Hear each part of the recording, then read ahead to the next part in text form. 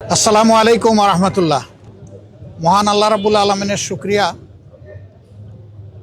যে আমরা একটি নৈতিক দায়িত্ব পালন করার জন্য এখানে এসেছিলাম। আমরা সবাই জানি বিএনপি চেয়ারপারসন সাবেক প্রধানমন্ত্রী বেগম খালেদা জিয়া তিনি জাতিকে তিনবার নির্বাচিত প্রধানমন্ত্রী হিসাবে নেতৃত্ব দিয়েছেন। এর বাইরেও তার একটি সংগ্রামী আপসহীন জীবন ছিল।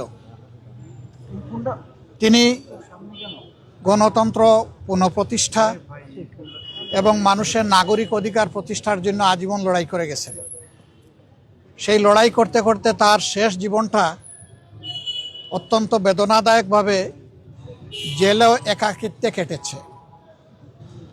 এই সময় যারা দেশ শাসন করেছেন তারা তার সাথে অমানবিক আচরণ করেছেন। তিনি যখন গুরুতর অসুস্থ হয়ে পড়লেন তখন তাকে বিদেশে নেওয়ার জন্য দল পরিবারের পক্ষ থেকে বারবার অনুরোধ করা হয়েছে।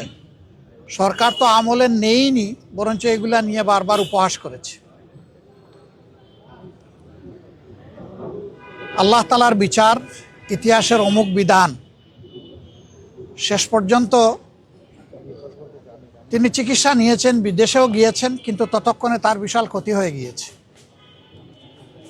সেই যে তিনি ব্রিটেন থেকে ফিরে আসলেন, আর কিন্তু বিদেশ চিকিৎসা নিতে যাওয়ার মতো উপযুক্ত স্বাস্থ্য আর তার থাকলো না। স্বাস্থ্যটা এতটাই ভেঙে পড়ল যে শেষ চিকিৎসা তাকে দেশেই নিতে হয়েছে। এই ক্ষেত্রে আমরা তার আত্মার মাগফিরাত কামনা করি। মহান রাব্বুল আলমিনের দরবারে দোয়া করি আল্লাহ তার বান্দির উপরে রহম করুন এবং জান্নাতের সর্বোচ্চ দরজা তাকে দান করুন। আমরা সহানুভূতি জানাই, সহমর্মিতা জানাই তার সন্তান বিএনপির ভারপ্রাপ্ত চেয়ারম্যান জনাব তারেক রহমান সহ তাদের পরিবারের সদস্যবৃন্দ, সংগঠনের নেতাকর্মী এবং তার চিকিৎসা কাজে যারা নিয়োজিত ছিলেন সেই সমস্ত চিকিৎসক সমাজের প্রতিও আমরা ধন্যবাদ জানাচ্ছি, কৃতজ্ঞতা জানাচ্ছি যে তারা বেগম খালেদা জিয়া দেশনেত্রীকে অত্যন্ত আন্তরিকতার সাথে তাদের সর্বোচ্চ যোগ্যতা অনুযায়ী তারা চিকিৎসা সেবা দিয়েছে। এটা আমাদেরকে অনুপ্রাণিত করে যে ভবিষ্যতে নাগরিকরা এমনটাই আমাদের দেশের চিকিৎসক সমাজের কাছে আশা করতে পারেন। তিনি চলে গেছেন ইতিহাসের একটা বিরল সম্মান নিয়ে। তার শেষ বিদায় সম্বর্ধনা অনুষ্ঠিত হয়েছে গতকাল এবং মানুষ আবেগ দিয়ে, চোখের পানি দিয়েই তাকে বিদায় দিয়েছে। এইটা তার পাওনা ছিল। উনি জাতির জন্য যে অবদান রেখেছেন তিনি তার পাওনাটাই আল্লাহর পক্ষ থেকে পেয়েছেন। তার এই পাওনা দেখে আমরাও অনুপ্রাণিত হই। আমরাও যদি জাতির জন্য সেরকমটা অবদান রাখতে পারি, হয়তোবা এদেশের মানুষ আমাদেরকে এইরকমই একদিন বিদায় দেবে। এটা সবার কপালে জুটে না। এই সম্মানটা পাওয়া, মানুষের চোখের পানি দিয়ে বিদায় সম্বর্ধনা পাওয়া, এটা বিশাল ব্যাপার। আমরা এই জন্য আল্লাহ রাব্বুল আলমিনের শুকরিয়া আদায় করি যে তিনি তার বান্দির প্রতি রহমশীল হয়েছেন। দেশ এখন একটা গুরুত্বপূর্ণ বাঁকে আছে। আগামী নির্বাচন অনুষ্ঠিত হবে একই দিনে, জাতীয় সংসদ নির্বাচন এবং গণভোট।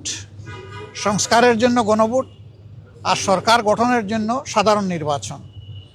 12 তারিখের এই নির্বাচন নির্বিঘ্ন হোক, সুন্দর হোক এবং গ্রহণযোগ্য হোক, আমরা এটা দোয়া করি। আজকে এই বিষয় নিয়ে আমরা আলাপ আলোচনা করেছি এবং আমরা এটাও বলেছি, প্রিয় দেশের স্বার্থে অতীতে আমরা একসাথে কাজ করেছি, আগামীতেও দেশের স্বার্থে ইনশাল্লাহ আমরা একসাথে কাজ করব। তারেক রহমান সাহেব সহ বিএনপির নেতৃবৃন্দ একই আকাঙ্ক্ষা ব্যক্ত করেছেন, আমরাও একই আকাঙ্ক্ষা ব্যক্ত করেছি। এমনকি আমরা এটাও বলেছি যে 5টা বছরের জন্য জাতির স্থিতিশীলতার স্বার্থে একটা সুন্দর পরিবেশ ফিরিয়ে আনার স্বার্থে আমরা সবাই মিলেমিশে ভালো কোনো চিন্তা করতে পারি কিনা সেইটাও আমাদের চিন্তা করা দরকার। এবং আমরা এটাও বলেছি, নির্বাচনের পরপরই, সরকার গঠনের আগেই আমরা ইনশাল্লাহ বসবো, খোলা মনে কথা বলবো, জাতির জন্য আমরা চিন্তা করব, জাতির জন্য আমরা সিদ্ধান্ত নিব। আপনারা দোয়া করবেন আমরা সবাই যেন ম্যাডাম যে ঐক্যের জায়গাটা পাটাতন যেটা তৈরি করে দিয়ে গেছেন তার উপর দাঁড়িয়ে আমরা যেন আমাদের দায়িত্ব পালন করতে পারি। আপনাদের সবাইকে অসংখ্য ধন্যবাদ। আবারও ম্যাডামের আত্মার মাগফিরাত কামনা করছি এবং শোক সন্তপ্ত পরিবার, তার আপনজন, প্রিয়জন, তার সহকর্মীবৃন্দ তথা দেশবাসীর প্রতি আমরা গভীর সমবেদনা জ্ঞাপন করছি। আসসালামু আলাইকুম ওয়া রাহমাতুল্লাহ।